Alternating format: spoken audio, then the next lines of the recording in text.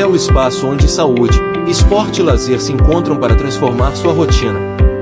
Com convidados especiais e temas relevantes, abordamos desde performance esportiva até qualidade de vida e bem-estar mental. Toda segunda-feira, às 21 horas, trazemos informações valiosas, debates envolventes e dicas práticas para você viver melhor e com mais disposição. Acompanhe e faça parte dessa jornada. Sandro Filmes está no mercado audiovisual há mais de 25 anos. Se você procura alta qualidade em vídeos para TV, redes sociais, gravação e podcast, comerciais e programas, entre em contato @Sandro Filmes e no WhatsApp 996266572. Sandro Filmes, qualidade e menor preço para você.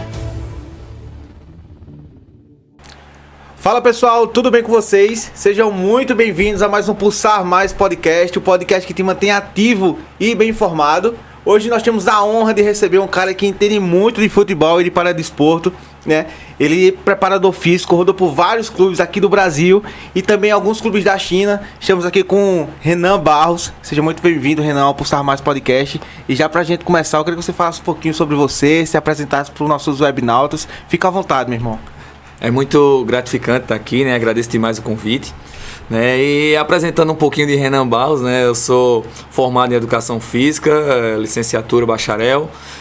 Também curso nutrição, eu estou no último período de nutrição também, né? Futuro nutricionista, massa, né? Demais.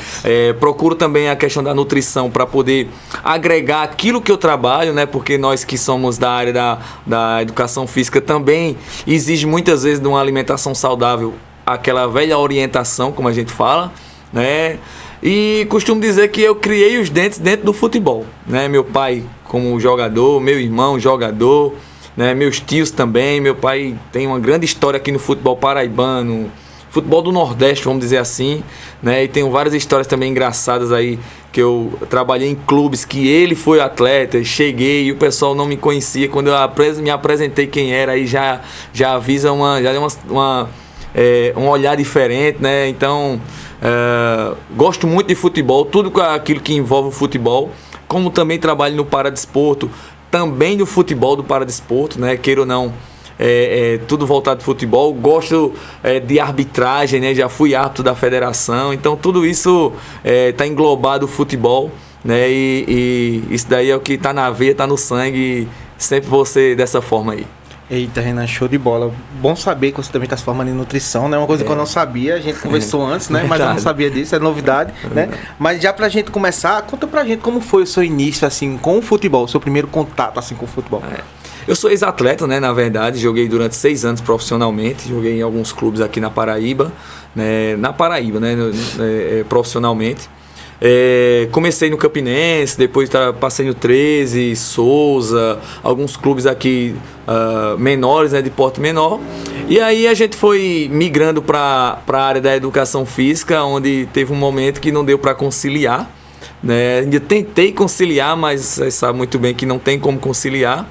E aí eu acho que tudo, Deus tem um propósito, né? E eu vi que eu fui atleta para poder conhecer um pouco mais, né, e vivenciar um pouco mais na área da preparação física, aquilo que eu sei que o atleta gosta e o atleta não gosta. Então, eu tenho uma virtude muito grande na preparação física, que eu não deixo ter uma distância entre atleta e comissão, porque existe muito essa distância entre atleta e comissão técnica, né? Eu não deixo ter essa distância, eu sou sempre aquele elo de ligação. Eu trabalho na comissão do professor Flávio Araújo, né, que muitas pessoas conhecem, né? Então, desde 2018 que eu trabalho com ele, e esse elo de ligação é bastante importante, que eu tenho muita afinidade com os atletas, eu tenho uma vamos dizer assim, uma ligação muito boa com eles, né, entre comissão e atleta. Então isso daí eu acho que é uma das maiores virtudes que me deixa trabalhar com futebol, né, e ter uma visão totalmente diferente por ter sido atleta. Então, Sim. Isso daí já facilitou bastante para mim. Então, quando tu começou lá na educação física, tu já vinha pensando, desde quando tu jogava bola, em ser preparador físico, ou foi algo que surgiu assim com o tempo? É uma história bastante engraçada, porque eu acho que muitas pessoas conhecem o Ranieri. né? Eu acho que não sei nem se ele sabe dessa história. O Ranieri, ele foi treinador aqui do Serra Branca, do Campinense. Na minha época, o Ranieri era preparador físico do Campinense. Ele foi o meu preparador físico lá. E a visão, o método que ele trabalhava, eu achava muito interessante as formas como ele trabalhava, né? E aí eu disse, cara, na época ele era o preparador físico de um treinador chamado Ferdinando Teixeira. E aí, isso. Aí eu disse, cara, eu quero ser preparador físico igual esse cara aí.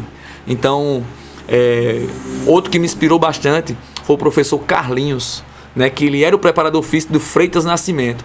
Então o método que eles trabalhavam me fez gostar e eu digo, um dia eu quero ser assim. E assim foi, né? Então muitas coisas que desse tempo aí do passado, que isso do Campinense, estou falando de 2008, 2009, né? Eu tinha 16, 17 anos.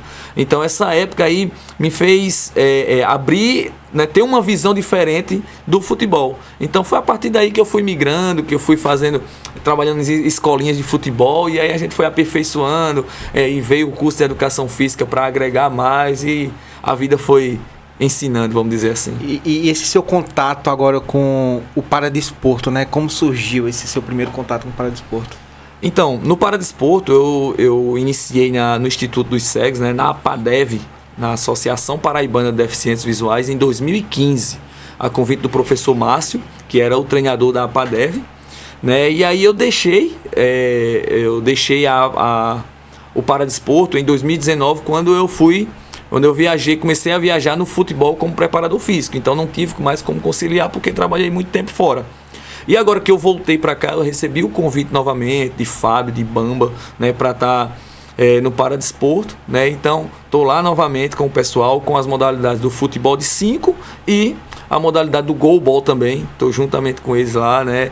Que não deixa de ser, eu sou apaixonado pela preparação física de alto rendimento. Então não deixa de ser a preparação física de alto rendimento, que é isso que eu sempre me desafio, sempre gosto de estar me atualizando justamente em relação a isso, independente de ser para atletas ou atletas convencionais. O que mais diferencia do futebol, né, tradicional, do futebol assim, do paradesporto? Assim, o que mais... Na parte da preparação física. Né? O que mais diferencia tem uma questão que é o desafio de você preparar fisicamente aquele atleta. Então, algumas coisas a gente fica desafiando. Poxa, por exemplo, eu quero fazer um trabalho de potência com esse atleta. Só que tem um grande impasse. Ele não enxerga. Para um atleta convencional, eu posso pegar uma barreirinha, vamos supor aqui, pegar umas barreirinhas de salto e dizer, tu vai saltar essa barreira. Eu posso pegar um cone vermelho e um azul e colocar, tu vai correr do vermelho até o azul. Como é que eu vou fazer com o cego? Né? Então, tudo isso são situações desafiadoras que eu tenho que me desafiar, né, para poder achar alternativas. Por exemplo, o futebol de cego, ele tem muitos contatos, né? E aí eu olhando na academia, o professor Márcio sabe bem dessa história, eu olhando na academia, tinha a aula de Muay Thai. Olha como é interessante, a aula de Muay Thai na academia. E na academia tinha as mulheres lá na academia, na aula de Muay Thai, estavam fazendo os socos nos sacos. E tinha 2 sacos um perto do outro, e eu via que um saco batia no outro. Batendo no outro, e aí eu digo, rapaz, eu posso criar uma situação aqui que os cegos vão ter o contato, vão ter o choque, que é o que acontece muito no futebol de cego, e eu vou fazer um trabalho de força, um trabalho mais específico para eles, onde eles vão poder se proteger do saco de boxe ali, não vai bater neles. E aí eu tenho vários vídeos eles treinando no saco de boxe, passando entre eles, e eu movimento e fica batendo no outro, e eu se protege, e aí o saco batia neles, eles capengavam, voltava de novo, e assim aí. Então é uma situação que a gente vai criando, como é que eu vou botar um cone, uma distância de um cone para poder fazer um teste físico, por exemplo? Que era que eu fiz, né? Existe um teste que é chamado Soccer Test, acho que você já ouviu falar, algumas pessoas já ouviram falar, que ele é sonoro. E esse teste ele é sonoro, onde existe um bip, e o atleta ele tem que correr uma certa distância no tempo de um bip para o outro. Então, se ele é sonoro, já dava para me fazer com cego. Agora, como eu iria fazer essa distância? Né? Eu fiz essa distância com o próprio cego. Então, eu botava um cego numa distância, esse teste é de 15 metros, colocava outro cego em outra distância. Então, o que estava fazendo o outro ficava, o que tava parado ficava batendo palma, né, que é para se situar, ele era o cone, entre aspas, e o outro fazia essa corrida. Então eu já adaptei para fazer o teste. Eu quero fazer um zigue-zague, um trabalho de lateralidade. Eu colocava 4 cegos aqui e o outro ia passando entre eles, fazendo o trabalho de lateralidade, porque aí ele tinha como se comunicar e fazer tudo. Então foram situações que a gente vai criando, vai fazendo aos poucos para que eles possam fazer o mesmo trabalho que faz com o futebol convencional. Eu acredito que o trabalho com paradesporto é um trabalho muito interessante, né? Sem dúvida. A gente se entrega de corpo e alma, né? E eu acredito que você tenha vivenciado também momentos muito marcantes nessa parte do paradesporto, porque são histórias magníficas que tem ali, né? Então eu queria saber de você, qual foi o momento que mais te marcou e se tem um atleta assim que também te marcou bastante no paradesporto? Acho que o paradesporto a gente aprende todos os dias. Todos os dias a gente chega lá e a gente tem uma história diferente. Tem como a forma que ficou cego, tem cego lá que foi dormir enxergando, acordou cego, tem cego lá que inflamou por conta de algo que comeu teve uma inflamação. Tem pessoas lá que enxerga normalmente, mas sabe que a qualquer momento pode ficar cego. Então, são histórias que a gente vai aprendendo e caindo na realidade, como a vida é, como funciona, né? Então, o que me marcou assim, o que me marca até hoje, eu acho que tem um cego que ele até já parou de jogar futebol, que é Rogério, ele é bem conhecido no meio do paradesporto. E Rogério e Fabinho também, né? São 2 cegos, vamos dizer assim, 2 deficientes visuais que têm uma história belíssima, né? Eles são formados, eles trabalham são bancários, né? Trabalham normalmente como pessoas normais. E hoje em dia nós temos várias situações, né, que facilita a aprendizagem deles, né? Só que antigamente não tinha. E eles são muito antigos, né? Já são, vamos supor aí, há 30 anos, 20 anos atrás, quando eles estudavam, eles contando a forma de estudar, né? Alguns, né, contando as histórias, falavam que pagavam uma pessoa para gravar aquela apostila que eles tinham. Aí ele pagava aquela pessoa e a pessoa lia a apostila, toda a apostila, ficava lendo para ele poder escutar quando chegasse em casa e ia estudar. Olha como era a dificuldade, né? Então não existia tanto o braille, porque se fosse um livro de braille, aquele livro que tem 2, 3 páginas de uma forma convencional, no braille ele vai ter 50. Sim. Então era muito difícil nesse aspecto. Ele tinha que ter um leitor. Hoje tem uma pessoa que é o cuidador, né? Tinha que ter hoje tem pessoa que é cuidador, acompanhante, tem vários nomes. Na época não tinha, né? Então o desafio que era para eles estudarem, e eles são formados. Fabinho é advogado, Rogério é bancário, trabalha. Então assim, são situações que a gente vai se apegando, que fica bem marcante para dizer, rapaz, por que eu não posso estudar? Por que eu não posso me dedicar naquilo ali, né? E isso daí vai fazendo com que a gente reflita muito mais, né? Show de bola. E é engraçado, e quando fala em paradesporto, vem logo à minha cabeça 2 pessoas, né? Um é Ranieri, que trabalha lá no Parque da Liberdade, né? Com o paradesporto. Ranieri, meu amigo do coração. Ranieri, forte abraço, meu irmão. E também John, do Instituto dos Cegos, também é um grande amigo, sempre está comigo nos eventos, nos ajudando, parceiro da ABB, né, o Instituto dos Cegos. Então, forte abraço para os 2, né? E agora, voltando para o futebol, você disse que passou por todas as regiões, né? Sim. E passou por todos os estados do Brasil, sim, né? Jogando sendo preparador físico de alguns clubes. Sim. E eu queria saber de você, qual clube, assim, os clubes que você trabalharam aqui que você trabalhou aqui no Nordeste, no Sul, quais os momentos mais marcantes dessas regiões que você passou?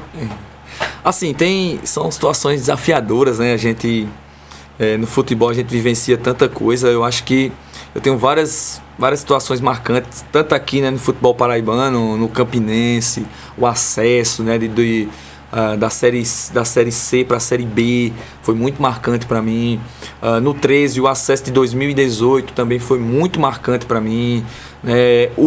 Livrar, né, quando a gente livrou do rebaixamento em 2019 também foi muito marcante para mim, né? E também algo recente, né, agora no Altos ano passado, né, no Altos do Piauí? Altos do Piauí ano passado, né, onde a gente saiu de uma pré-Copa do Nordeste e conseguiu classificar na segunda fase da Copa do Nordeste, né? Então, Na Copa do Nordeste pegamos na pré-Copa do Nordeste pegamos o Asa de Arapiraca, vencemos.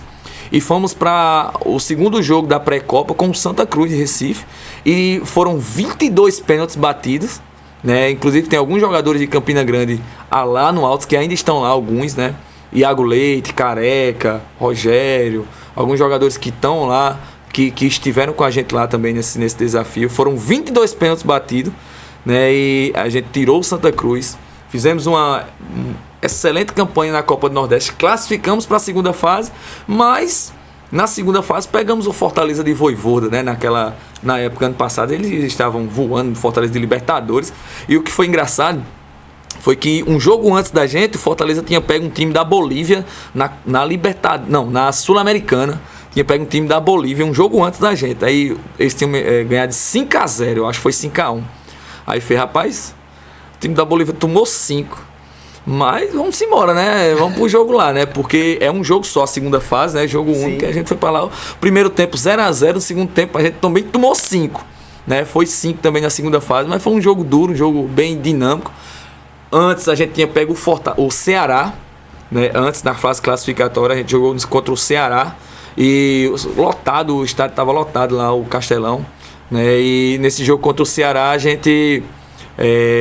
ganhando de 1-0, fizemos o gol aos 13 minutos do primeiro tempo e aos 54 do segundo tempo o Eric Pulga estava numa grande fase, fez o gol lá, né, um gol, a bola sobrou para ele lá, ele fez o gol no finalzinho, a gente empatou o jogo. E tem uma, assim... Eric Pulga estava no Ceará. No Ceará, né? No Ceará, sim, isso, sim. ele fez o gol. Hoje Eric Pulga tá no Bahia, tá no né? Bahia, isso. Aí isso foi ano passado, e aí Eric Pulga fez o gol, né, e tem algo que me marcou bastante, que foi o elogio de Wagner Mancini, era o treinador, né? Eu tenho até hoje, eu acho que o elogio que ele fez a minha área, vamos dizer, a parte física do Altos, né? Eu acho que foi algo que foi bem bacana, marcante, né? Bem bacana, que eu guardo até hoje também, porque, queira ou não, um treinador de Série A, que elogiou bastante aí a nossa parte física, vamos dizer assim, né? Com certeza, você falou em Fortaleza, você também falou em 5-0, 5-1. E eu me lembrei que quando eu estava no Campinense, não sei se você lembra, que teve a história Fortaleza e CRB. Sim, lembro dessa história, lembro. Quando você falou Fortaleza e falou 5-0, eu já me lembrei logo dessa história. Traumatizante. Eu queria saber também de você, teve algum título ou algum momento assim, nessa trajetória que mudou a sua vida? Que mudou assim, foi uma página assim que você decolou, era o que faltava assim pra uma... Eu acho que eu costumo dizer que a minha melhor fase no futebol foi o ano de 2024, né? Porque o ano de 2024 pra mim ele foi completo, né? No termo do futebol, porque eu trabalhei em, acho que foi 4 clubes no ano de 2024. Primeiro fui pro Altos, fomos campeões piauienses. Levamos o time da pré-Copa do Nordeste até a segunda fase da Copa do Nordeste, né? Isso aí já é algo que é muito difícil uma equipe do Piauí acontecer isso. Saindo de lá, saímos do Altos e a gente foi pro Iguatu. Chegamos no Iguatu, pegamos o Iguatu na penúltima colocação da Série D. Levamos o Iguatu até o jogo do acesso, né? O jogo do acesso foi 1-1 lá em Anápolis, que foi contra o Anápolis, 1-1 em Anápolis. Voltamos para Iguatu, não tínhamos empatado nenhum jogo. Foram 9 jogos, 9 vitórias em Iguatu. Então, teoricamente, a gente disse, vai ser nosso esse acesso, né? Então, o jogo... Perdão. O Anápolis abriu 2-0, empatamos o jogo. Eles fizeram 3-2. Quem estava apitando é até Anderson Daronco. Até hoje eu tenho a moeda que ele me deu, que chama de Toys, né? Ele me deu lá no jogo. E a gente... empatou o jogo em 3-3, foi pros pênaltis, o goleiro era Mauro Iguatu, mas nós não conseguimos subir nos pênaltis, né? Perdemos um pênalti. Aí, saindo de lá, do Iguatu, eu passei uma semana em casa, fui para o Piauí Sport Clube, no Piauí mesmo. Passei uma semana e fui para o Piauí. Chegando no Piauí, nós tínhamos o desafio de ser campeão piauiense, da segunda divisão. Então, com o Flávio Araújo, tudo isso com o Flávio Araújo, né? E aí disse, então vamos para a segunda do Piauiense. Só que o investimento era enorme, muito alto. Tanto que vocês vão saber que o nosso atacante era Jorge Henrique, campeão no Flamengo, no Corinthians. Jogou no Fluminense também. Jorge Henrique era o nosso atacante, né? Então nós tínhamos um time muito bom. Só que a segunda divisão do Piauiense é muito difícil. E a gente foi campeão também. Então é algo marcante que eu fui campeão o mesmo ano da primeira e da segunda, no mesmo estádio, no mesmo ano, né? Então assim, foi um ano muito marcante no futebol para mim, 2024, né? Também, como eu disse, de 2019, que a gente livrou o 13 do rebaixamento, eu cheguei já no final já, né, 2019, cheguei com o Moacir Júnior na época, né, que hoje o Moacir está no América de Natal, se eu não me engano, né, e foi uma época também muito marcante, mas o ano passado foi muito bom para mim. Você falou em Fortaleza, falou em Ceará, Sim. né? E eu sei o quanto deve ser difícil jogar contra esses clubes, né? Tendo em vista que tecnologia que eles utilizam nessa parte de preparação física, Isso. investimento, né? E eu queria saber de você como é mais ou menos essa diferença e o que impacta na disputa, né? Porque, por exemplo, uma equipe como Fortaleza hoje em dia, Fortaleza é um dos grandes do Brasil, Sim. né? Se falar direitinho, hoje é um dos maiores do Nordeste, é o Fortaleza, Sim, né? sim. E eu queria saber como é que é essa equipe multidisciplinar, como você estava no Altos, como funcionava a equipe multidisciplinar Sim. e como é no Fortaleza. Eu tenho uma história bastante engraçada em relação a isso, que algumas pessoas que me acompanham sabem, né? Eu fui fazer um curso, e nesse curso, o que você imaginar sobre leitura de GPS, fotocélula, VO2, o que você imaginar de tecnologia, eu vi. O que você imaginar, tecnologia. Excelente, né? Só que, chegando no final do curso, abriram para fazer algumas perguntas, né? Muito bom o curso, não tenho o que falar, né? Abriram para fazer algumas perguntas e aí eu falei pro professor, eu queria fazer uma pergunta que eu tenho certeza que muitos aqui querem fazer. Aí ele disse, pois eu fiquei curioso por essa pergunta. Eu digo, pois eu vou fazer, é bem simples. Aí ele disse, pode fazer. Eu disse, eu aprendi tudo que o senhor falou aí, pra mim era excelente. Mas tem uma pergunta que eu quero fazer. E quem não tem? Né? E quem não tem? Porque é fácil demais eu chegar e trabalhar. Poxa, eu fazer um trabalho, saber que eu quero que Ítalo, por exemplo, corra tantos quilômetros no futebol, eu quero que Ítalo corra tantos quilômetros no treino, eu quero que Ítalo faça tantos sprints por jogo. Perfeito. No outro dia eu vou fazer um teste de lactato, fazer um teste para saber como é que tá o cansaço. Eu vou pegar fadiga, da fadiga, eu vou pegar ali, colocar uma termografia e vou saber aonde o músculo que tá mais fadigado tá. É interessante demais, professor. Mas e quem não tem? Aí você é de qual clube? Aí me fala outro clube e diz, é inadmissível, ele me disse isso, é inadmissível um clube que não tem esses aparatos. Eu disse, professor, então o senhor precisa vir para a nossa realidade. Porque eu nunca, nenhum desses clubes que eu trabalhei não tem fotocélula, não tem GPS, não tem termografia, não tem nada disso. Vou dizer, minha recuperação, piscina de gelo, é a única coisa que eu tenho. Meu trabalho, meu GPS durante o jogo é olhando, sabe, fulano correu mais do que ciclano. É o nível de cansaço no outro dia. Então, professor, tem uma coisa que eu faço que é infalível. E para mim vai sempre existir. É a escala de Borg. O que é a escala de Borg? Né? Para quem não sabe, só explicando. A escala de Borg é uma numeração simples de 1 a 10 ou de 1 a 5, dependendo da melhor forma que você vai adquirir, que um jogador chega para mim e diz assim, professor, hoje eu tô 2, hoje eu tô 3, hoje eu tô 4. E aí ele vai ser sincero para mim e a partir dali eu vou fazendo um gráfico e nesse gráfico eu vou... então hoje fulano vai treinar 30 minutos. Vou chegar pro treinador e dizer, professor, segura um pouquinho mais ciclano. Professor, fulano pode treinar normal. Tal. E assim eu vou fazendo o meu, porque eu não tenho esses aparatos. Em nenhum, eu digo com toda certeza, nenhum clube, salvo o Serra Branca, o time que eu trabalhei aqui, tinha o GPS, tinha termografia, tinha tudo isso. Mas nenhum clube que eu rodei no futebol do Nordeste, não tinha. Então, aí você tem a equipe multidisciplinar. Vou dizer a equipe multidisciplinar. Preparador físico, Renan. Fisiologista, Renan. Nutricionista, Renan. Em 90% dos clubes. Então eu tenho que me superar em vários aspectos. Além de que o professor Flávio Araújo também não tinha auxiliar. E eu fazia a função de auxiliar dele. Então, para mim, quem trabalha comigo sabe, eu sou o primeiro a chegar no clube e sou o último a sair. Por quê? Porque eu acumulo funções e eu sou muito exigente no meu trabalho. Né? Eu digo assim para os atletas, eu digo, cara, lá fora você pode contar comigo para tudo, mas aqui dentro das 4 linhas eu sou o cara mais chato que existe, porque o meu trabalho é o mais oculto, porém é um dos mais importantes. Ninguém. Se você perguntar quem era o preparador físico do 13 em 2018, quando a gente subiu, ninguém vai saber. Quem era o preparador físico do Altos ano passado, campeão? Quem era o preparador físico do Iguatu, o que chegou até o acesso? Ninguém vai saber. Mas o nosso trabalho é tão oculto, é muito oculto, mas é um dos mais importantes. Então, isso daí é o que é mais complicado na preparação física. Você chega nos clubes, meu irmão, a preparação física ela precisa ser muito mais reconhecida. A importância da preparação física hoje, ela tem que ser muito mais reconhecida do que ela é, porque sem dúvidas.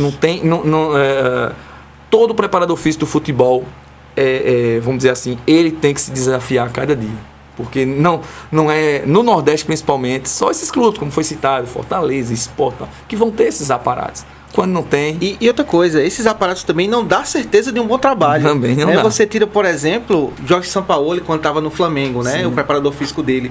Naquele momento que ele estava no Flamengo, o Flamengo teve vários índices de jogadores no DM, né? Porque treinamentos exaustivos, justamente, né? Mesmo você com aquele aparato de informações, você falou em multitarefas que você faz, que você passa. Sim. Tem um lado bom disso, né? Sim. Que você tem mais informações sobre os atletas, Sim. né? Mas tem um lado ruim porque sobrecarrega, Verdade. né? Verdade. E a gente na preparação física tem muito a questão do feeling, né? Verdade. Que é muito importante.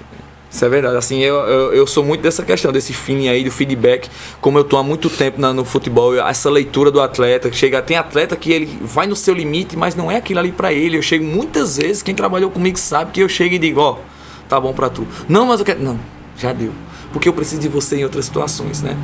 E aí vem aquela velha situação da gente falar, tá acabando o jogador, porque eu já vi muitas entrevistas do meu preparador físico não deixa mais o meu jogador treinar falta, não deixa mais o meu jogador treinar finalização, mas não é o preparador físico não, é a geração. Nós temos que ir de acordo com a geração. Então vamos supor, não tem mais jogadores como antigamente, que a gente, poxa, os caras batiam 50 faltas depois do treino, o cara treinava 2 horas, o cara treinava de manhã e de tarde tranquilamente, o cara fazia uma caminhada sem um tênis adequado de não sei quantos quilômetros. Não existe mais isso. Existem as gerações, então eu não posso fazer algo... a culpa não é do preparador físico, não, é da geração. A geração em vários aspectos.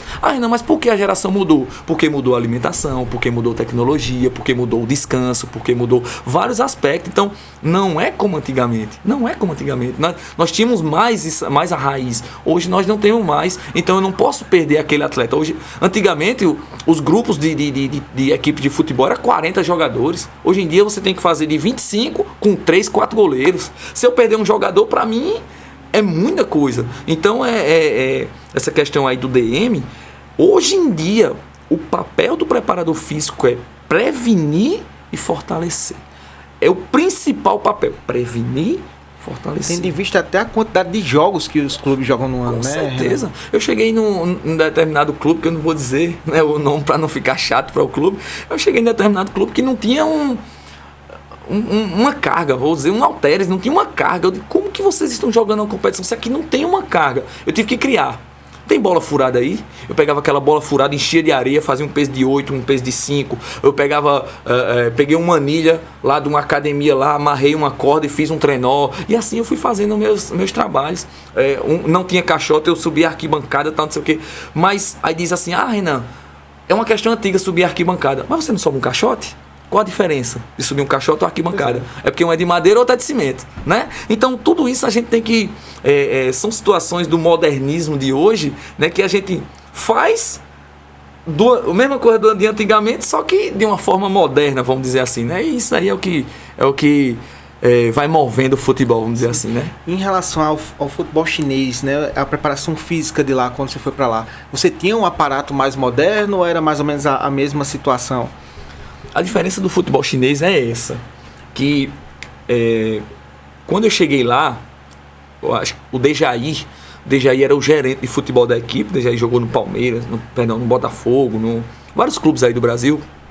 Ele era o gerente e ele disse, não, o maior desafio aqui vai ser tu trazer a preparação física que existe no Brasil para cá. E era dessa forma, sabe? Eu acho que um dos maiores desafios foi eu ter levado os jogadores para a academia. Eles não queriam, mas eu até entendia. Eu entendia. Porque para eles, eu levar um jogador para a academia, eu fazer um trabalho preventivo, eu fazer um regenerativo, isso não existia para eles. Eu fiz, mas não existia. Era muito contestado nesse aspecto. Mas aí você vai dizer, mas por quê? No futebol não existe? Existe, mas só que para eles é obrigação do atleta. Então não. Ele tem que estar... Ele é um prestador de serviço para mim. Então ele tem que estar fortalecido. Ele tem que descansar, o regenerativo é ele que cuide. Tanto que a gente vê jogadores na Europa que eles têm seu próprio personal trainer. Por quê? 2 períodos só existe no Brasil, viu? 2 períodos, quem botou a questão de 2 períodos e treinar manhã e tarde é no Brasil. Por quê? Aquela fama de jogador que não descansa, que sai e tal, não sei o quê. Então, quantas vezes aqui eu não marquei o treino pro outro dia que eu sabia que não tinha necessidade, mas eu tinha que marcar para poder tirar o cara de casa. O cara não furar. Justamente. Né? Eu tinha que marcar. Então, lá a gente treinava 8 horas da noite, todos os dias. Então o atleta ele tinha o dia todinho para ele se cuidar. Essa era a visão deles e eu concordava. Só que eu tinha que implementar o meu trabalho. Então, na academia, não, é obrigação do atleta ir para a academia, ele contratar um cara, ele ir para uma academia fora a parte. Então, para você ver como é a visão totalmente diferente. Então, esse termo de preparação física eu me preocupava dentro de campo, porque para eles também, ao contratar uma comissão brasileira, nós iríamos ensinar eles a jogar futebol, né? A visão deles era essa. Quantas vezes assim, chegava, eu tinha 8 auxiliares lá, 8. Aí dizia, mas por que 8 auxiliares? Para aprender. Justamente, né? Porque esses 8 auxiliares era preparador físico do sub-15, sub-13, sub-17. Eles, além de ser o preparador físico da categoria de base, eles vinham me auxiliar no profissional. Porque eles, o mesmo trabalho que se faz no profissional, faz lá na base. Então era isso que era, além de eles estarem me ajudando, eles estavam entendendo como era que funcionava. Então eu dizia, poxa, nunca tive tanto auxiliar, parece um time só de preparador físico. Mas era dessa forma. E a visão eu entendia, mas eu tinha que implementar o meu trabalho. Né? Entendi. E como é o futebol lá na China em relação à parte física, Renan? Essa diferença, né? A gente sabe que o futebol brasileiro, além de ser um futebol muito mais dinâmico do que o futebol chinês, um futebol muito mais atrativo que o futebol chinês, a parte física também é muito mais exigida, né? Sim. A parte técnica, tática, mas eu queria saber como é essa diferença lá, a questão dos jogos, quantos jogos eles jogam lá por ano, como é que é essa diferença assim, do futebol brasileiro? Assim, eu não cheguei a jogar, a trabalhar, na verdade, não jogar, né? A trabalhar em competições que fossem como aqui no Brasil, tão apertadas assim, jogar quarto, domingo, viagem, tal, não. Eles pegam a tabela e eles tentam adequar da melhor forma para todos. Então, essa questão de ter um jogo em cima do outro não existia, né? Eu não tinha essa questão de um jogo em cima do outro. Como eu falei, treinávamos um período. Esse período era de muita intensidade, certo? Só que o futebol de lá ele é um futebol mais rápido, mais corrido, mais... um porém grande também era que eu não trabalhei nenhuma vez em campo de grama natural. Todos eram sintéticos. Todos eram sintéticos. A qualidade? Não, era grama mesmo. Grama sintética. Porque existe uma diferença de grama sintética e tapete sintético, né? Aqui no Brasil, grama sintética, eu posso dizer aqui, a Arena da Baixada, o estádio do Corinthians, do Palmeiras, o Bahia de Feira, em Feira de Santana. Eu acho que no Nordeste, eu acho que do Bahia de Feira, eu acho que deve ser um dos únicos, né? Então, assim... grama, outros são tapete. Por exemplo, do São José no Rio Grande do Sul é tapete, é diferente, é totalmente diferente. A bola quica mais, o clube fica mais corrido, então são situações diferentes. Então lá era grama sintética mesmo, a grama. Então era um futebol mais corrido, né, mais obediente taticamente, mais posicional em alguns aspectos, né? Então no meu time não tinha brasileiro, não tinha, era mais... E como era a comunicação com eles? Tem um tradutor, né? Tem um tradutor, só que o tradutor é de chinês para inglês, né? E aí complicava um pouco, mas só que tinha 3 pessoas da comissão que eles falavam muito bem inglês, então isso aí me ajudava bastante, né? Eles falavam muito bem inglês, brasileiros falavam muito bem inglês, tá? E até lá, estão lá até hoje, então isso daí me ajudou muito na comunicação, né? Como foi se adaptar à cultura, né, a parte da alimentação? O que foi assim as coisas que mais te marcaram dessa sua passagem pela China? Acho que o que mais me marcou na China não foi nem essa questão de alimentação, de trabalhar nos clubes. O que mais me marcou foi viver uma pandemia na China, né? Eu morava a 200 km da cidade de Wuhan, onde surgiu o Covid-19, a 200 km. E de um dia pro 200 km, como daqui em Recife, né? Sei lá, acho que é algo do tipo. E eu morava na cidade de Dongguan, né? E de uma hora para outra, eu e minha esposa ficamos trancados dentro de casa, né? Minha esposa e meus 2 filhos, né? Ficamos trancados dentro de casa, passamos mais de 40 dias trancados dentro de casa. Apenas uma vez por semana eu podia sair para comprar mantimentos. Só que quando eu chegava para comprar mantimentos não tinha quase nada, porque eles estão corretos, a prioridade era de um chinês. Se faltar alguma coisa, que falta para um estrangeiro. Então tinha os dias dos estrangeiros sair lá, né, para comprar alguma coisa, só saía sozinho, né? E aí a gente inventava brincadeira dentro de casa, porque lá não existe internet, né? Não pode sair informações, não tem WhatsApp, não tem Instagram, né? Então não pode vazar informações.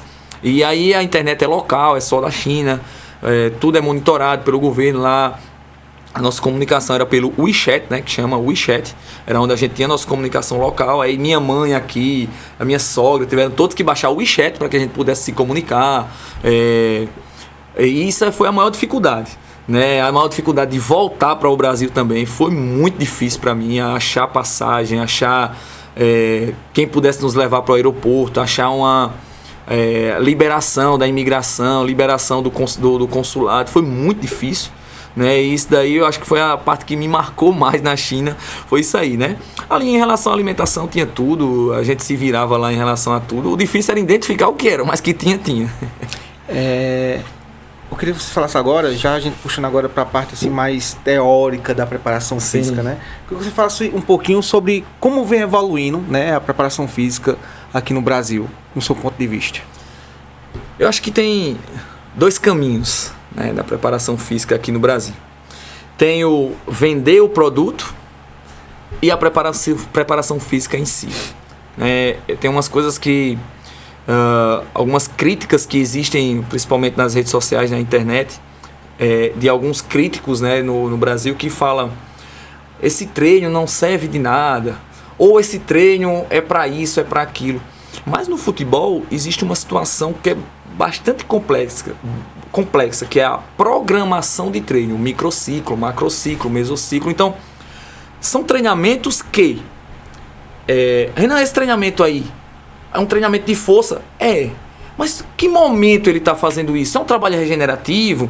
É um trabalho de alguma transição? Um dos atletas tem um trabalho de transição, os atletas estão voltando para alguma coisa ou outra. Então, existe um momento que aquele atleta vai fazer determinados trabalhos. Então, eu não posso criticar no futebol: Renato já fez isso? Com certeza. Já fez aquilo? Com certeza. Agora, a parte de vender o produto é onde está mais complicado. Por quê? Vou dar um exemplo aqui bem superficial. Neymar faz um treinamento, né? Faz um treinamento ali de potência. Então Neymar pega um treinamento de potência e está subindo uma ladeira para fazer um treinamento de potência. Sobe uma ladeira. Não, vou dar outro exemplo melhor. Quando o Neymar começou a andar de bicicleta. Um dia desse aí, começou a andar de bicicleta. Dentro do condomínio dele, ele andava de bicicleta. Começou vários preparadores físicos colocando os atletas para andar de bicicleta. Mas será que seria interessante isso daí? É certo, é errado? Então, ali é vender um produto, né?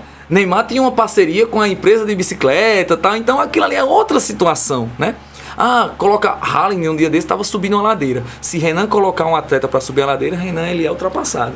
Mas só que Haaland ele tá fazendo o correto ali de subir uma ladeira. Então, para mim, eu acho essencial um trabalho de ladeira. Renan, e aí? Cara, eu acho que um dos poucos clubes que eu fui, o ABC de Natal, cheguei lá, tinha uma ladeira. De grama. Degmar botou muito para subir ladeira. Oxi. Só que, Renan, tu é a favor do trabalho em ladeira? Demais. Sou a favor do trabalho em ladeira. Para atleta de futebol, tô falando. Desde que o principal lema da preparação física do futebol é a especificidade. Os jogadores que trabalharam comigo, eles sabem que o atleta comigo, ele só coloca tênis quando ele vai para uma academia. Mas se ele vier para o campo, ele vai trabalhar de chuteira. Dentro da realidade, né? Dentro da realidade. Tudo é dentro da realidade. Força, realidade. Mudança de direção, na realidade. Como é que eu vou fazer um trabalho de mudança de direção, cara de tênis? Como é que eu vou fazer um trabalho de potência, o cara de tênis? Eu vejo inúmeras vezes. Isso para mim é que é um pecado no futebol. Agora, eu costumo dizer que não existe exercício errado, existe exercício mal executado. Agora, exercício errado não existe, tudo é propício, né? Se a gente for ver o que é errado e o que é certo na educação física. Agora, a ladeira que tinha lá, dizendo, não, mas só que o campo não é enladeirado. O campo não é enladeirado. Só que a ladeira lá era de grama. Os jogadores faziam de chuteira. Então, olha a especificidade que eles estavam fazendo. Para mim, o Atlético Paranaense também tem uma ladeira. Então, assim, eu tô dando um exemplo de várias outras coisas. Eu na academia, eu coloco. Eu não faço um treino convencional na academia, chegar um atleta, chega lá na academia e faz 3 de 12, 3 de 15. Ah, Renan, tu não faz? Não faço porque eu tô lidando com atletas de futebol. É outra especificidade. Trabalho comigo na academia, eu levo bola, jogadores fazem com bola, fazem com barreira, fazem com cinto de tração na academia. Se você for olhar os vídeos no meu Instagram aí, você vai ver os caras trabalhando na academia aí com várias outras situações, porque eu tento, dentro da especificidade, fazer aquilo que eu vou vivenciar, que é o futebol. Eles não estão ali para hipertrofia, não estão ali para uma pessoa convencional, para estética, não. Estão dentro daquilo que é específico para eles, que é o futebol. Trabalhar sempre o desenvolvimento, né? Justamente. Do atleta. Você falou em programação de treinos, que era uma parte que eu queria ouvir mais de você, né? Sim. A gente sabe que existe ali a pré-temporada, né? Que os clubes têm a pré-temporada. E eu queria saber como é que funciona assim, como é que você prepara o macrociclo ali de toda a temporada, né? Começando a pré-temporada aqui nos clubes do Brasil, começa dezembro, mais ou menos, né? Isso. Como é que você prepara esse macrociclo? Então, primeira coisa para pré-temporada, né? Existe até um workshop que eu já... vários lugares aí eu já palestrei falando do workshop, que é montagem de pré-temporada e seu desenvolvimento. É bem legal, né? Quem já fez esse workshop comigo viu que é bem legal aí, né? Onde é uma teórico e prático. Foi muito bom assim os locais que eu passei oferecendo esse workshop, né? E nesse workshop eu divido a pré-temporada em vários aspectos, né? Primeiro é o planejamento. E aí, dentro desse planejamento, eu tenho que saber as características dos meus atletas. E nessas características é onde eu vou montar a minha pré-temporada. Porque a pré-temporada, a gente vê a pré-temporada... Antigamente, a visão da pré-temporada era uma semana com o preparador físico. O treinador ficava só assistindo. Ninguém via bola. No meu trabalho, eu estou falando repetitivamente isso, que é quem trabalha comigo sabe, porque realmente sabe. Primeiro dia de treino... Tênis, professor? Chuteira. Todo mundo, chuteira. Tênis, professor? Não, chuteira. Sempre a gente vai estar com a chuteira. Aí eu faço o que é que vai determinar o meu trabalho de pré-temporada. Justamente aquilo que você falou antes, o feeling do atleta. Existem muitas situações que no futebol o atleta está ficando para trás. Que é aquele atleta que diz, estou de férias. E aquelas férias ele larga, chuta o balde, né? Não existe mais isso no futebol. O atleta está de férias, ele tem que se cuidar do mesmo jeito. Por quê? Quando o cara chega na equipe, ele não está mais... fulano está um pouquinho cheinho, o percentual de gordura de fulano deu muito acima, tá, não sei o quê. Já vivenciei vou botar aqui de 5 anos para cá, inúmeros atletas que a gente teve que mandar embora, porque não tem tempo para aquele atleta chegar na forma dele. No mínimo, aí o atleta tem que chegar numa equipe de futebol 60%, 70%. E aí você vai dizer, mas ali, Renan, a preparação, a pré-temporada hoje em dia está sendo para ser ajustada principalmente pelo treinador. Essa visão, né? E eu costumo dizer para o Flávio Araújo, né, o nosso treinador, eu nunca vou atrapalhar o seu trabalho. Todos os dias os jogadores vão trabalhar comigo, a parte física comigo e a parte técnica com ele. Física comigo, técnica com ele. Só que eu me adapto ao trabalho dele. Professor, o senhor programou o que para hoje? Renan, eu programei um trabalho de finalização, tal, não sei o que. Tudo bem, professor. Então, nesse trabalho de finalização, vamos colocar uma pequena distância, uma distância aqui de 10 metros, no máximo, e para os zagueiros, por exemplo, para os laterais vamos colocar uma distância de 40 metros, para os nossos volantes vamos colocar uma mudança de direção, porque a especificidade de cada um. Então, dentro daquele trabalho de finalização, eu fiz a minha parte física. Então, queira ou não, eu estou fazendo a parte física dentro do trabalho de finalização. Sendo trabalho de posse de bola, a mesma coisa. Trabalho do esquema tático que ele quer jogar, a mesma situação. Então, professor, esquema tático, beleza, pega o setor defensivo aí, professor, o senhor trabalha aí com esse setor defensivo.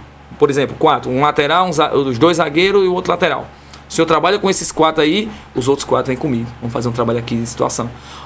Apitou tanto tempo, 10 minutos, inverte. Esse daqui vai para lá. Então, hoje a pré-temporada está dessa forma. E aí, existe uma situação que a gente conhece, né? A gente já escutou muito falar, que diz... fulano tá sem ritmo de jogo. Ritmo de jogo já tá falando, você só adquire jogando. Então eu posso fazer o trabalho que for, o treinador pode fazer o trabalho que for, qualquer um faz o trabalho que for, mas existem situações dentro do futebol que só vai conseguir jogando. Então, numa pré-temporada de 30 dias, eu falo com o treinador, no mínimo, três amistosos de verdade, né? Não amistosos contra equipes amadoras, que se tornam totalmente irrelevante, vamos dizer assim, a palavra certa é essa, irrelevante. 3 amistosos para que a gente possa chegar na competição, todo mundo com ritmo de jogo, tal. Também não sou adepto de joga um time no primeiro, outro time no segundo, não sou adepto disso. É melhor fazer outro amistoso para outro time jogar, porque o que vai dar o ritmo de jogo. Até porque você também precisa ter um parâmetro da condição do atleta, né? Justamente. Então, principalmente os testes físicos, né? Eu costumo dizer que já estava até escrevendo aqui já, para o teste justamente, os testes físicos, quando diz, todo time que você chega, né? Eu costumo dizer, o que é o principal do teste físico? O principal do teste físico é o reteste. Só testar aqui não adianta. Eu vou saber que você tá mal. Cara, tu tá 2 meses, 3 meses passados, tu chegou, tu tá mal. Eu quero saber como é que você vai evoluir. Justamente, a evolução é o principal. Então, eu tenho que fazer o teste físico aqui. Quando é que a gente joga? Beleza. Vamos fazer, nessa tal semana eu refaço os testes e assim sucessivamente. Eu não posso fazer apenas o teste. Reteste. Eu vou saber se fulano evoluiu ou não se eu fizer o reteste. De preferência, sempre o mesmo teste, para que eu possa saber como aquele atleta está progredindo ou não. Agora, eu chegar na equipe e apenas fazer o teste, eu não fiz nada, já sei que você está mal, né? E outra coisa, sendo bem sincero, eu nunca vi o principal teste que a gente fazia antigamente era o de percentual de gordura, né? Então, eu nunca vi nenhum percentual tirar ou colocar jogador, viu? Nunca. Eu dou o maior exemplo aqui para vocês, que vocês conhecem muito bem, Nonato. Nonato trabalhou comigo no 13. Eu nem fazia o dele. Não fazia nada o percentual de gordura dele. Mas todo domingo ele deixava 2, 3. Eu digo, você pode estar com 100 quilos. Você vai rogar. Não é não? Então, com certeza. Eu vou tirar Nonato porque ele está com um percentual alto e fulano está com percentual baixo. Não, ele está fazendo o que é mais importante no futebol, que é gol. Então, tudo depende, né? Com certeza. A gente sabe que há um tempo não tão distante, né, a preparação física no futebol ela era militarista, né? E os testes também realizados também eram testes militaristas, como por exemplo, para ter números de VO2 máximo, era feito o teste de Cooper. 12 minutos. Isso, de 12 minutos. Isso. 12 minutos ou 3.200. 3.200 metros, né? Shuttle ramp, o teste de agilidade, impulsão vertical, impulsão horizontal. Sim. Hoje, mesmo com essa preparação física moderna, esses testes, eles são importantes ou existem outros testes que substituíram esses? Esses testes eles são importantes para quem não tem aparatos para se fazer. Então eles nunca vão sair de cena para quem não tem aparatos. Então eu costumo dizer que não existe desculpa para preparação física de quem não faz nenhum tipo de teste. Então não existe. O que é que você precisa para fazer um teste de 3.200? Marcar 3.200 metros. Só precisa disso. Precisa um cone. E cone toda equipe de futebol tem. Agora, o que substitui esses testes logicamente, são as tecnologias. Por exemplo, um teste de velocidade, hoje, eu coloco uma fotocélula aqui, outra fotocélula na distância que eu quero fazer o teste de velocidade, e o atleta vai percorrer aquilo ali, a fotocélula já vai me dar a velocidade média, já vai me dar tudo daquele atleta. O que eu precisava, o que eu tinha que fazer em várias outras situações. Outra situação, a plataforma de salto. Plataforma de salto horizontal. Naquele salto horizontal eu posso ter até a parte regenerativa do atleta. Eu tenho o nível de cansaço do atleta através do salto unipodal, salto bipodal, salto com agachamento. Então ali eu vou ter várias situações a partir da plataforma que vai substituir alguns outros tipos de teste. Então já não precisa estar no campo fazendo outros tipos de teste. Hoje em dia chegou para o teste de força. Antigamente a gente ia para a academia e fazia uma repetição para saber o nível de força daquele atleta, né, que a gente chamava de 1RM. Uma repetição máxima fazia para saber o teste de força daquele atleta. Hoje a gente substitui o teste de força pelo dinamômetro. Toda equipe chega lá, tem um dinamômetro para você fazer um teste de força daquele atleta. Então se modernizou. Mas se não tem, a gente volta para o que a gente tinha antes, né? Então, como eu falei, da escala de Borg. Então essas realidades aí, elas vão sempre estar presentes para quem não tem os aparatos, porque queira ou não, são situações caras, não é barato. Então, isso aí faz com que a gente volte ao passado. Não é que você é atrasado, mas você não pode deixar de fazer os testes, Sim, com porque certeza. você não tem material, né? Show de bola, gostei muito da sua resposta. Renan, como a gente tinha conversado, né, anteriormente, a gente vive um futebol onde existe, principalmente no futebol brasileiro, muitos jogos. É jogo atrás do outro, 2 jogos numa semana. Já teve casos ano passado, por exemplo, de ter jogos, até 3 jogos, como por exemplo o Flamengo teve 3 jogos dentro de uma semana só, né? E eu queria saber como equilibrar a parte física, a parte técnica, a parte tática, dentro de um cronograma como esse, que em uma semana o time tem 2 jogos. Na maioria das vezes não é só 2 jogos, né? Dentro desses 2 jogos tem a viagem. Tem viagem que também. A maioria, na sua maioria das vezes, não sendo uma Série A, nunca trabalhei na Série A, né? Mas eu vou dizer, as viagens de Série D é sofrimento. Viagem de Série D é sofrimento, porque são passagens dadas pela CBF, né? Aí ela bota a logística do jeito que ela bem entender, né? Então, você passa o dia viajando, você vai para ir para o sul, você vai para o norte, você vai para outros lugares para poder chegar no seu destino. E é muito difícil essas logísticas, né?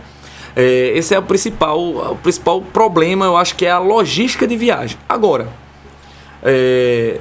tudo vai depender da característica do atleta. Eu tenho atletas, né, que nunca me pediram para ficar de fora de nenhum jogo. Mas eu tenho atletas que eu sei que ele corresponde num jogo. Mas se ele jogar quarta e domingo, esqueça aquele atleta, né? Por exemplo, vou dar um exemplo do Altos ano passado. Nós estávamos na Copa do Nordeste e no estadual. O Campeonato Piauiense ele é muito difícil em vários aspectos. Por quê? Fator campo, fator clima, fator investimento. Ele é muito difícil. Então vamos supor, a gente saía de Teresina para ir jogar, vamos supor, lá em Oeiras, a 400 km, tinha que voltar para depois ir jogar em Fortaleza. Aí, então você jogava em Oeiras num campo bem pequenininho, aonde, né, o Flávio é muito entendedor do futebol piauiense nesse aspecto, porque existia a forma de jogar no Piauiense, existia a forma de jogar na Copa do Nordeste. Então, quantas vezes a gente não decidiu o Piauiense em bola parada? Por quê? Campos ruins, clima horrível. A gente tava lá, Copa do Nordeste, aí dizia, que hora é o nosso jogo? 3h15. Pra jogar no Piauí e tal. Eu até brinco também agora no Mundial, né? Tinha 2 paradas técnicas, que era um no primeiro tempo, outra no segundo tempo. Com 36 graus, eu digo, isso aqui faz de noite lá em Teresina. E os caras lá estão achando ruim. Eu digo, lá em Teresina isso faz à noite.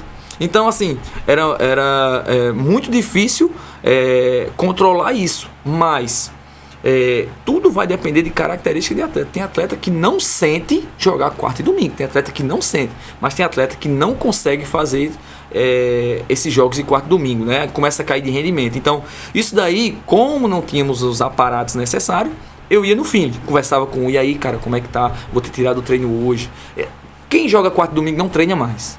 É um trabalho ali, um regenerativo, é um trabalho de posicionamento. Até o treinador fica com raiva do preparador físico. Hoje é 30 minutos só. Vamos sair do desgaste do sol, vamos hidratar mais, vamos fazer isso. Então, a única coisa que se faz quando joga quarta e domingo é descanso e palestra. Descanso e palestra. Só. Infelizmente, é assim. Renan, a gente já está chegando já perto do fim do nosso Pulsar Mais podcast, né? Mas a gente não poderia falar do futebol paraibano, né? Da nossa raiz, né? E eu queria saber de você, no seu ponto de vista, o que falta para os times especialmente de Campina Grande, né? Eles ganharem mais reconhecimento e voltarem àquele prestígio que eles tinham anos atrás. Eu acho que eu trabalhei, assim, eu posso dizer, eu trabalhei 6 anos no 13, né? Eu acho que tem uma propriedade em falar em alguns aspectos. Trabalhei 2 anos no Campinense. Agora, recentemente, no último clube meu na Paraíba foi o Serra Branca, né, onde a gente foi campeão da 2ª divisão pelo Serra Branca. O treinador era Marcelinho Paraíba. E aí, eu acho que o que falta realmente no futebol paraibano em si é o investimento. E estávamos falando que em todos os clubes que eu trabalhei fora, o investimento sempre é maior do que os clubes da Paraíba. E eu vou dizer mais. O investimento é maior. Só que tem um adendo aí. Nenhum clube que eu trabalhei fora não tem a torcida que o futebol paraibano tem. Então, no mínimo, o futebol paraibano é para estar numa Série C sem medo de errar. Mínimo, é o mínimo, né? Então, Não existe. Não existe o que a torcida do 13 faz, o que a torcida do Campinense faz. Não existe. A gente aí agora, eu tava no Maranhão, agora esse ano, no MAC. Jogo clássico, MAC e Maranhão, MAC e Sampaio Corrêa. Clássico, aí eu, caramba, o clássico, tá, não sei o que, a primeira vez aqui no clássico do Maranhão, tá 500 pessoas. E o estádio lá é muito grande, o Castelão é muito grande, ficava muito desproporcional, espalhado um ali, outro aqui. Não deu ninguém. A gente, Copa do Brasil contra o Vitória esse ano, fizemos um jogaço na Copa do Brasil, 200 pessoas. Então, eu digo, nossa, diferente demais do futebol paraibano. Então a gente chega aqui, qualquer joguinho, se você for até no futebol amador aqui, qualquer joguinho dá 500 pessoas.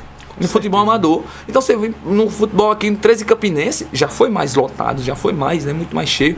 Mas dá muita gente. A torcida do 13 foi coisa linda ano passado, nos jogos da Série D. Foi, eu acho que o jogador que não sentia essa vibração. Então, assim, precisa de mais investimento, precisa na estrutura, viver mais o futebol. Eu acho que o futebol não é dessa forma, muitas pessoas que mandam, o futebol não é assim que funciona. Eu vou dizer igual a um grande amigo meu que disse, futebol não é igual a chulé que dá em qualquer pé, né? Então, existem as características do futebol paraibano, como existe do piauiense, do Rio Grande do Sul, as características existem. Tem que respeitar isso, porque existe, né, as características. Muitas perguntas que o pessoal me faz, deveria dar mais oportunidade aos jogadores da casa? Deveria, mas os jogadores da casa também precisam querer, né? Não é só, eu estou dizendo isso porque eu já dei muita oportunidade a jogadores da casa. O que eu estou falando aí, quem eu dei a oportunidade de treinar no profissional, a estar junto no profissional, sabe. E muitos pisaram na bola. Como também a torcida precisa enxergar que não precisa pegar no pé de jogadores da casa, né? Então isso é muito difícil. O jogador da casa sempre vai ser difícil, né? Então, assim, são muitas. Se a gente for falar o que precisa aqui, a gente vai passar a noite falando sobre isso. Mas precisa se orientar mais nesse aspecto, principalmente na forma estrutural. Show de bola, Ranieri. Acredito que quem assistiu tenha gostado do nosso Pulsar Mais Podcast de hoje. Muita informação, né? Não só para os amantes de futebol, mas também para o pessoal que está se formando em educação física, né? Ranieri passou muita informação interessante, muitas dicas boas, né? E já pra gente finalizar, eu queria que você deixasse suas últimas palavras, Ranieri, deixar suas redes sociais, para quem quiser lhe procurar, ter acesso. Fica à vontade, mas principalmente é seu, viu? Agradeço, né? Agradeço demais o convite, agradeço de coração, né? Quem quiser acompanhar o meu trabalho, eu estou sempre postando nas redes sociais, né? Renan Barros PB é o primeiro que aparece lá, então pode me seguir nas redes sociais, @RenanBarrosPB. Então, agradeço demais essa oportunidade aqui. Espero que acompanho sempre. Espero que essa entrevista ela possa, né, servir para, como você falou, para várias pessoas que enxergam o futebol de uma forma, né, ter outra visão.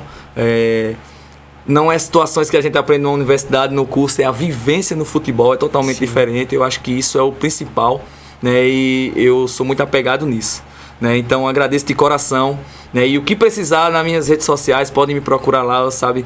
Todo mundo sabe que de dúvida de alguma coisa, eu estou sempre à disposição. E muito obrigado pelo espaço aí. Tamo junto, né? Nessa batalha do futebol. Show de bola. Muito obrigado, Ranieri. Pessoal, antes da gente finalizar, também quero deixar aqui alguns avisos, né?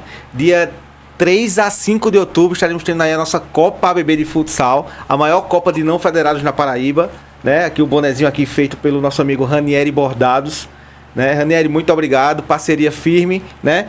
Também aqui a nossa canequinha do Pulsar Mais Podcast da LB Brindes, né? Se pensar em brindes personalizados, é LB Brindes. E é isso aí, gente, né? Mais um Pulsar Mais Podcast, o podcast que te mantém ativo e bem informado. É o espaço onde saúde, esporte e lazer se encontram para transformar sua rotina. Com convidados especiais e temas relevantes, abordamos desde performance esportiva até qualidade de vida e bem-estar mental. Toda segunda-feira, às 21 horas, trazemos informações valiosas, debates envolventes e dicas práticas para você viver melhor e com mais disposição. Acompanhe e faça parte dessa jornada. Sandro Filmes está no mercado audiovisual há mais de 25 anos. Se você procura alta qualidade em vídeos para TV, redes sociais, gravação e podcast, comerciais e programas, entre em contato @Sandro Filmes. e no WhatsApp 996266572. Sandro Filmes, qualidade e menor preço para você.